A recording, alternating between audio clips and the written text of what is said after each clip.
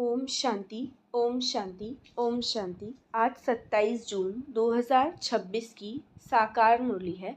मीठे बच्चे, याद से आत्मा का किचड़ा निकालते जाओ। आत्मा जब बिल्कुल पावन बने तब घर चल सके। प्रश्न, इस अंतिम जन्म में बाप की किस डायरेक्शन को पालन करने में ही बच्चों का कल्याण है? उत्तर, बाबा कहते हैं, मीठे बच्चे, इस अंतिम जन्म में बाप से पूरा वर्षा ले लो।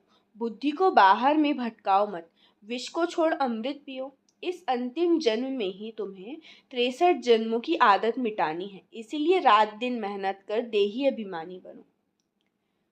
याद से आत्मा का किचड़ा निकालते जाओ। आत्मा जब बिल्कुल पावन बने तब घर चल सके। इस अंतिम जन्म में बाप के किस डायरेक्शन को पालन करने में ही बच्चों का कल्याण है? बाबा कहते हैं, मीठे बच्चे, इस अंतिम जन्म में बाप से पूरा वर्षा ले लो। बुद्धि को बाहर में भटकाओ मत, विष को छोड़ अमृत पियो। इस अंतिम जन्म में तुम्हें 63 जन्मों की आदत मिटानी है, इसलिए रात दिन मेहनत कर देही अभिमानी बनो। ओम शांति। अच्छा, मीठे मीठे सिखिले माता पिता बाप दादा का याद प्यार और गुड मॉर्निंग। रूहानी बाप की रूहानी बच्चों को नमस्ते। हम रूहानी बच्चों की रूहानी बाप दादा को याद प्यार, गुड मॉर्निंग और नमस्ते नमस्ते नमस्ते। शुक्रिया बाबा, शुक्रिया। धारणा के लिए मुख्य सार पहला पॉइंट है, इस एक जन्म में 63 जन्मों के पुराने देह अभिमान की आदत मिटाने की मेहनत करनी है। देही अभिमानी बन स्वर्ग का मालिक बनना है। सेकेंड पॉइंट, इस हीरे तुल्य उत्तम जन्म में इस बुद्धि को भटकाना नहीं है, सतो प्रधान बनना है। अत्याचारों को सहन कर बाप से पूरा वर्षा लेना है। इस एक जन्म में 63 जन्मों के पुराने देह अभिमान की आदत मिटाने की मेहनत करनी है।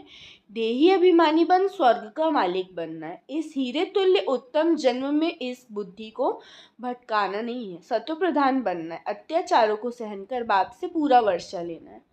वरदान, साकार बाप समान, अपने हर कर्म को यादगार बनाने वाले आधार मूर्त और उद्धार मूर्त भव।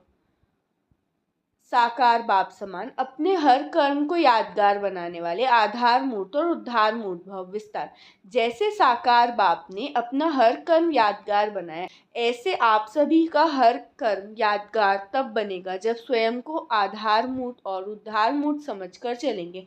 जो अपने को विश्व परिवर्तन के आधार मूर्त समझते हैं, उनका हर कर्म ऊंचा होता है और वृत्ति दृष्टि में जब सर्व के कल्याण की भावना रहती है तो हर कर्म श्रेष्ठ हो जाता है। ऐसे श्रेष्ठ कर्म ही यादगार बनते हैं।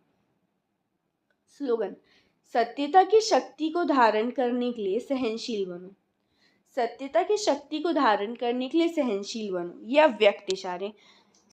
सदा हर्षित रहने के लिए अपनी नेचर को सरल बनाओ, सहनशील बनो। विस्तार, इस सहजयोगी जीवन में अगर मुश्किलातों का अनुभव होता है तो सहज राज्य कैसे करेंगे? यहाँ के संस्कार ही वहाँ ले जाएंगे। देखो, आपके यादगार जो देवताओं के चित्र बनाते हैं, उनकी सूरत में सरलता जरूर दिखाते हैं।